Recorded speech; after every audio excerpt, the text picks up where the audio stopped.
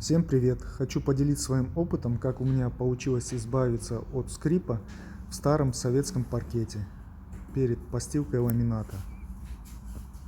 Как оказалось, скрипит не сам паркет, а скрипят старые туда забитые гвозди.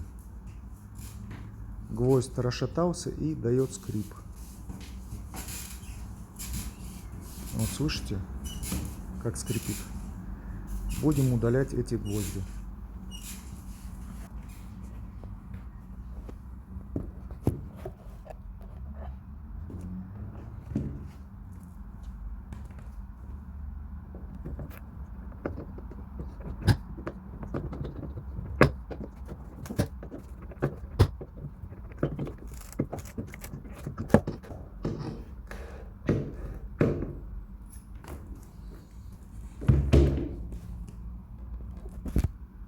Вот удалил гвоздь вместе скрипа, и скрип, практически, можно сказать, полностью пропал.